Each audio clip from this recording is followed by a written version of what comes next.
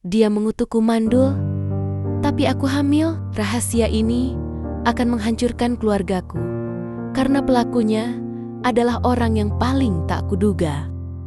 Namaku Sekar, dan senyum tak pernah lepas dari bibirku. Semua terasa begitu sempurna. Setahun yang lalu, aku mengikat janji suci dengan Galih, belahan jiwaku sejak kami masih berseragam putih abu-abu.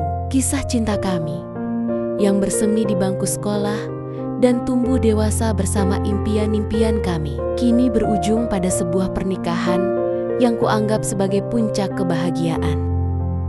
Rumah kecil kami, yang kami huni dengan jerih payah menabung bersama, adalah surga personal kami. Setiap pagi, aroma kopi hangat buatan Galih selalu menjadi penanda hari yang baru, memenuhi seluruh ruangan dengan kehangatan. Di sore hari, setelah lelah bekerja, kami sering menghabiskan waktu di teras belakang, berbagi tawa dan cerita tentang berbagai rencana masa depan. Galih adalah sosok suami idaman. Ia selalu melimpahiku dengan perhatian dan kasih sayang. Ia pekerja keras, selalu mendukung setiap keputusanku, dan punya cara unik untuk membuatku merasa paling istimewa di dunia. Aku juga memiliki hubungan yang cukup baik dengan keluarga Galih. Ibu Ratna, mertuaku, awalnya tampak menyayangiku, meski kadang ada pandangan mata yang sulit kuartikan darinya, seolah ada sesuatu yang tersembunyi. Sementara itu, adik iparku, Rina, adalah teman diskusiku yang paling seru. Kami berdua bekerja di butik yang sama, dan Rina selalu punya eye-date segar yang kadang di luar dugaan. Hidupku rasanya sudah lengkap, sempurna. Satu-satunya yang kami nantikan kini adalah kehadiran seorang buah hati, melengkapi keluarga kecil kami. Aku yakin tak ada hal buruk yang bisa mengusik kebahagiaan ini. Aku yakin tak ada hal buruk yang bisa mengusik kebahagiaan ini. Namun, keyakinan itu mulai terkikis seiring bergantinya bulan. 1, 2, hingga 3 purnama berlalu. Penantian kami akan tangisan bayi belum juga terjawab. Setiap kali kalender menunjukkan tanggal istimewa, hatiku berdebar penuh harap. Aku akan merasakan sedikit mual di pagi hari, atau perutku terasa sedikit kembung, dan rasanya semesta berhenti sejenak. Berharap inilah saatnya. Tapi, setiap kali harapan itu melambung tinggi, kenyataan selalu menarikku kembali dengan lembut. Galih selalu menjadi sandaranku. "Tidak apa-apa sayang," bisiknya menenangkan. Sambil mengusap rambutku, "Pasti ada waktunya. Kita berusaha terus ya." Dukungan Galih adalah penenang hatiku. Tetapi, tekanan tak kasat mata mulai terasa dari arah lain. Ibu Ratna, yang awalnya hanya sekadar bertanya basa-basi tentang cucu, kini pertanyaannya terasa lebih tajam, menusuk langsung ke ulu hati. "Sekar, kenapa belum juga isi? Apa ada masalah dengan kandunganmu?" ucapnya suatu siang. Nada suaranya lembut, namun matanya memancarkan sesuatu yang membuatku bergidik. Bukan empati, melainkan semacam penilaian, seolah aku adalah sebuah teka-teki yang gagal ia pecahkan. Pertanyaan itu terus berulang. Di setiap pertemuan, di setiap panggilan telepon, aku mulai merasa cemas. Kunjungan demi kunjungan ke dokter kandungan kami jalani, berharap menemukan jawaban. Hasilnya selalu sama. Aku baik-baik saja. Begitu pula dengan Galih. Hasil pemeriksaannya juga menunjukkan tidak ada kendala. Lalu, mengapa? Pertanyaan itu menggantung di udara, menciptakan kerut di keningku, dan bayangan keraguan di hatiku. Keraguan itu semakin membesar, berubah menjadi keretakan saat hari raya Idul Fitri tiba. Rumah mertua ramai, dipenuhi tawa dan obrolan keluarga besar. Suasana hangat yang seharusnya memupuk kebersamaan, mendadak terasa dingin membeku bagiku. Setelah sholat Id, kami semua duduk bersantai di ruang keluarga, menikmati hidangan dan kebersamaan.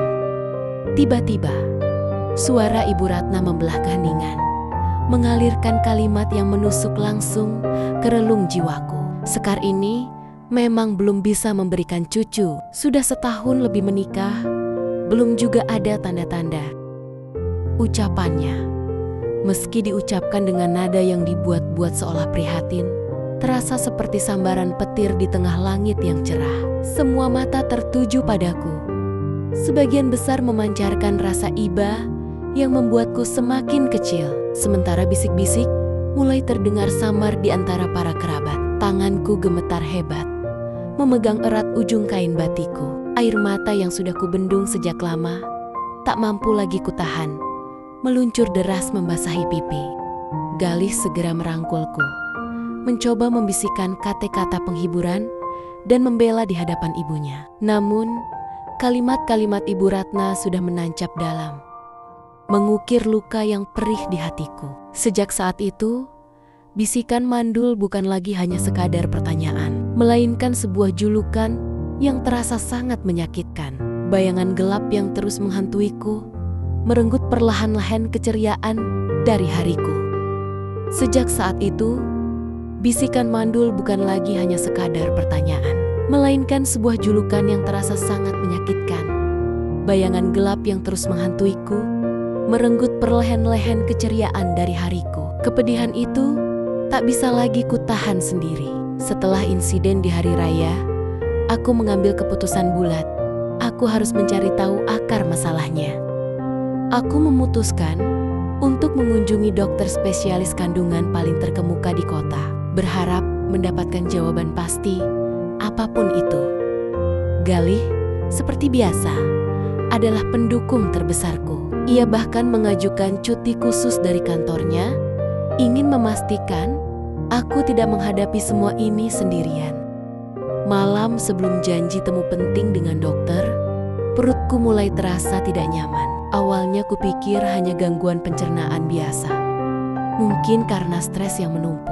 Namun, rasa mulas itu semakin intens, bergelombang tak tertahankan. Sensasi kram yang luar biasa hebat menyergap, membuatku meringkuk kesakitan di tempat tidur. Panik, Galih segera membawaku ke rumah sakit terdekat.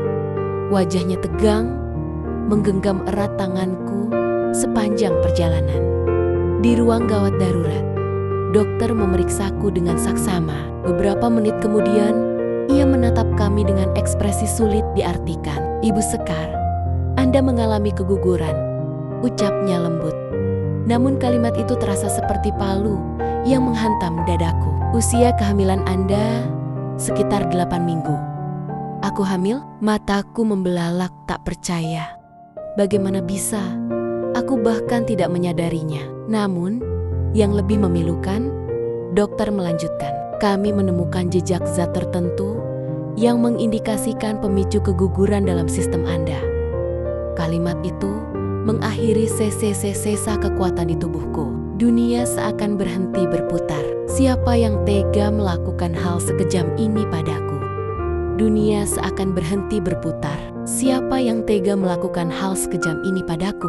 Pertanyaan itu terus bergaung di benakku, siang dan malam, bagai melodi pilu yang tak henti mengusik. Hati ini hancur luluh, bukan hanya karena kehilangan yang tak pernah kusadari, tapi juga karena adanya indikasi campur tangan yang tak kasat mata. Otakku mulai bekerja keras, mencoba memutar ulang setiap detail kejadian beberapa minggu terakhir.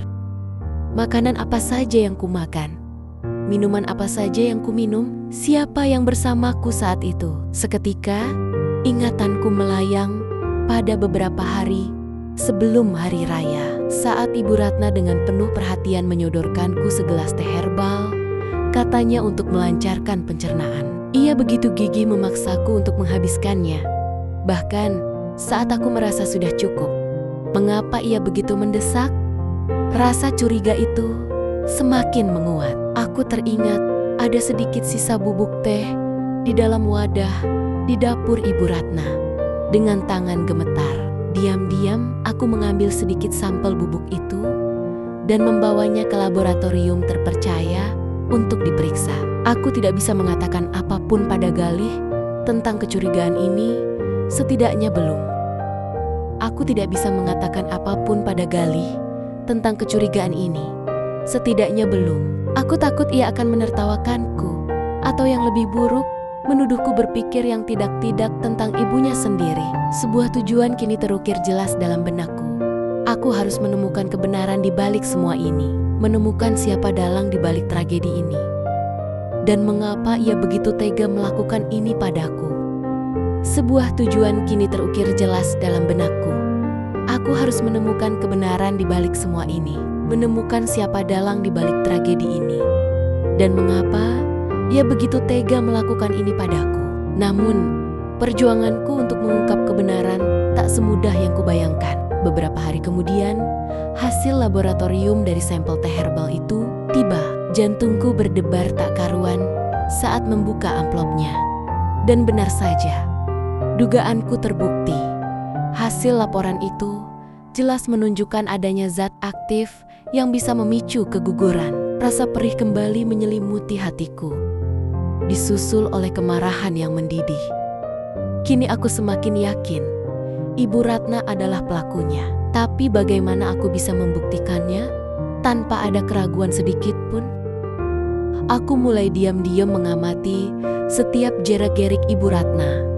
Aku memperhatikan siapa saja yang ditemuinya, kemana ia pergi, dan bahkan mencoba mencuri dengar pembicaraan teleponnya dari kejauhan. Kemanapun ia melangkah, bayangan kecurigaanku mengikutinya. Lalu, sebuah pikiran lain muncul, tak kalah mengusik. Rina, adik iparku. Ia memang sering bolak-balik ke rumah Ibu Ratna, dan dia punya akses penuh ke dapur. Bukankah mereka sering berbisik-bisik? Saat aku mendekat, perasaan tak nyaman mulai merayapiku setiap kali Rina tersenyum atau mendekatiku. Aku mencoba menekan perasaan itu, bersikeras bahwa ini hanyalah paranoia akibat kesedihanku. Namun, keraguan itu tak mau pergi. Setiap senyum Rina kini terasa samar. Setiap gerak-geriknya seolah menyimpan sesuatu. Aku tahu, aku harus bergerak dengan sangat hati-hati. Karena ini bukan hanya tentang kebenaran, tetapi juga tentang hubungan keluargaku, hubunganku dengan Galih. Salah langkah sedikit saja bisa menghancurkan segalanya. Aku merasa sangat kesepian dalam perjuangan berat ini. Tak bisa membagi beban kecurigaanku pada Galih.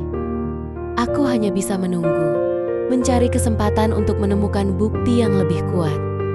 Aku hanya bisa menunggu, mencari kesempatan untuk menemukan bukti yang lebih kuat. Kesempatan itu akhirnya tiba. Meski harus kutempuh dengan cara yang penuh risiko.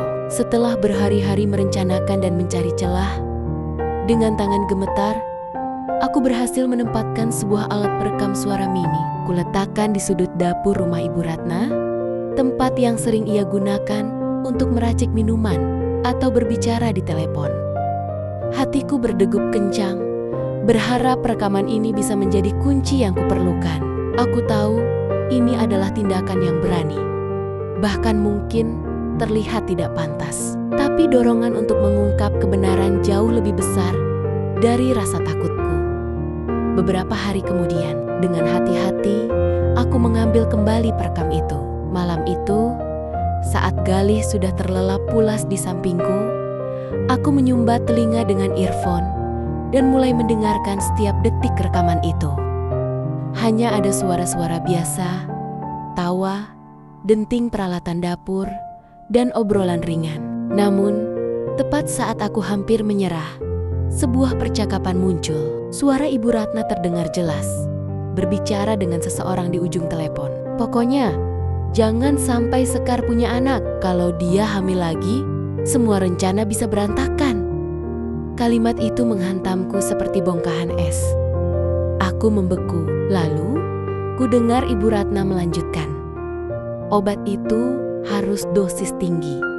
Pastikan dia tidak akan bisa punya anak lagi. Jantungku seakan berhenti berdetak. Dunia di sekitarku terasa kabur, yang membuatku semakin terhenyak. Di tengah percakapan itu, ku dengar suara seorang perempuan lain, samar tapi familiar, merespons dengan singkat, seolah terlibat dalam rencana keji ini. Mertuaku sendiri, dia yang merencanakan semua ini. Pengakuan yang ku dengar dari rekaman itu menghancurkan seluruh duniaku. Dengan hati yang remuk redam dan tubuh yang gemetar tak terkendali, aku membangunkan Galih. Aku harus membiarkan dia mendengar kebenaran yang mengerikan ini. Meskipun aku tahu itu akan melukai hatinya. Aku memakaikan earphone ke telinganya dan memutarkan rekaman percakapan Ibu Ratna. Wajah Galih yang tadinya terlelap damai seketika berubah menjadi pucat pasi. Ia membelalak, seolah tidak percaya dengan apa yang didengarnya. Tidak mungkin, Sekar, ini ibuku, teriaknya. Mencoba menyangkal, suaranya dipenuhi keterkejutan dan penolakan. Namun, bukti itu tak terbantahkan. Suara Ibu Ratna begitu jelas, begitu nyata dalam rekaman itu. Tanpa menunggu lebih lama, kami segera menuju rumah Ibu Ratna. Aku tak bisa menahan gejolak emosi yang membakar. Di depan Ibu Ratna yang terkejut melihat kedatangan kami di larut malam, aku melemparkan ponselku yang masih memutar rekaman itu. "Ini perbuatanmu, Bu. Kau yang telah membunuh anakku. Kau yang mengutukku mandul. Padahal kau dalangnya." Teriakku histeris, air mata tak henti mengalir. Ibu Ratna awalnya mencoba membantah dengan keras, wajahnya memerah padam. Namun, saat Galih menyodorkan ponsel itu lebih dekat, memperdengarkan suara itu sekali lagi, ekspresinya berubah drastis. Dari penolakan menjadi amarah yang meledak-ledak. "Yah, aku yang melakukannya!" teriaknya balik. Suaranya melengking. "Kau memang tidak pantas mendapatkan anak dengan Galih. Karena Galih itu seharusnya untuk Rina." Rahangku jatuh. Nafasku tercekat. Galih yang berdiri di sampingku tampak membeku, seolah seluruh jiwanya tercerabut. Ternyata adik iparku, Rina, juga terlibat dalam semua kekejian ini. Rahangku jatuh. Nafasku tercekat. Galih yang berdiri di sampingku tampak membeku, seolah seluruh jiwanya tercerabut. Ternyata adik iparku, Rina, juga terlibat dalam semua kekejian ini. Pengakuan Ibu Ratna bagai gempa yang meruntuhkan segala fondasi kepercayaanku. Ternyata selama ini Ibu Ratna tak pernah menginginkanku menjadi menantunya. Ia selalu berenggan-enggan Galih menikah dengan Rina, adik iparku sendiri. Entah karena alasan apa yang begitu kuat di benaknya. Sejak awal, aku hanyalah penghalang bagi ambisi tersembunyinya. Dan Rina, yang selama ini kusangka teman dan saudara, ternyata berkomplot. Menjadi bagian dari rencana keji ini, dialah suara samar di rekaman itu. Kenyataan ini adalah pukulan telak yang membuatku limbung. Aku dihadapkan pada persimpangan jalan paling menyakitkan dalam hidupku. Apakah aku akan tetap bertahan bersama Galih yang keluarganya sudah menghancurkan sebagian dari diriku? Ataukah aku harus pergi, mencari ketenangan dan kebahagiaan sendiri jauh dari mereka? Hatiku terkobik-kabik oleh dilema ini. Galih yang selama ini menjadi duniaku, kini berdiri di tengah api pengkhianatan keluarganya sendiri. Ia menatapku dengan mata memohon, penuh penyesalan. "Kumohon, Sekar, jangan pergi. Aku tidak tahu apa-apa tentang semua ini. Aku akan menyelesaikan semuanya demi kita," bisiknya. Suaranya parau. Aku melihat ketulusan yang mendalam di sorot matanya. Penyesalan yang begitu nyata, dan itu memberiku setitik harapan. Namun, mampukah aku membangun kembali kepercayaanku setelah badai yang begitu besar menghantamku? Namun, mampukah aku membangun kembali kepercayaanku setelah badai yang begitu besar menghantamku? Setelah melewati malam-malam tanpa tidur dan percakapan panjang yang menguras emosi, aku akhirnya memutuskan untuk memberi Galih sebuah kesempatan. Bukan untuk Ibu Ratna atau Rina, tetapi untuk kami. Aku menyampaikan satu syarat yang tak bisa ditawar. Galih harus memilih. Pilih aku dan tinggalkan semua ikatan yang menyakitkan dari keluarganya, atau aku akan pergi. Dengan berat hati, Galih memilihku. Keputusan itu pasti sangat sulit baginya, dan aku bisa melihat gurat kesedihan di wajahnya. Namun ia berdiri teguh. Ia memutuskan untuk tidak lagi tinggal bersama ibunya, dan meminta Rina untuk tidak lagi mengusik kami. Ibu Ratna dan Rina tentu saja sangat murka dengan pilihan Galih. Mereka mencoba segala cara untuk memutarbalikkan fakta, bahkan menyebarkan serita-serita tidak benar tentangku kepada kerabat dan tetangga. Namun, Galih tidak gentar. Ia adalah bentengku, melindungiku dari setiap serangan emosional mereka. Ia berdiri teguh di sisiku, mendukungku dalam setiap langkah. Kami tahu, kami tidak bisa tinggal di lingkungan yang sama lagi. Kami memutuskan untuk pindah ke kota lain, jauh dari beyang-beyang masa lalu yang kelam. Di tempat baru ini, aku mulai menjalani terapi dan mencari dukungan psikologis untuk memulihkan luka batin dan trauma yang mendalam. Perlahan tapi pasti, dinding-dinding es di hatiku mulai mencair. Kami memulai program kehamilan lagi. Kali ini dengan dukungan penuh dari dokter spesialis yang memahami kondisiku dan tanpa tekanan atau bisikan jahat dari siapapun. Perlahan tapi pasti, dinding-dinding es di hatiku mulai mencair. Waktu terus bergulir, membawa serta penyembuhan dan harapan. Di kota baru ini, jauh dari bayang-bayang masa lalu yang pahit, kami menata kembali hidup. Galih adalah sandaran terkuatku. Ia tak pernah lelah menyemangatiku, menemani setiap sesi terapi, dan memastikan aku merasa aman serta dicintai. Kami berdua fokus pada program kehamilan yang baru, dengan semangat dan keyakinan yang berbeda dari sebelumnya. Tidak ada lagi beban, hanya ada harapan murni. Dan keajaiban itu yang selama ini kami impikan akhirnya datang. Aku hamil lagi. Kali ini, kehamilan ini terasa sangat berbeda. Setiap tendangan kecil di perutku adalah janji. Setiap ultrasound adalah kelegaan yang mendalam. Galih tak pernah sekalipun absen menemaniku ke dokter.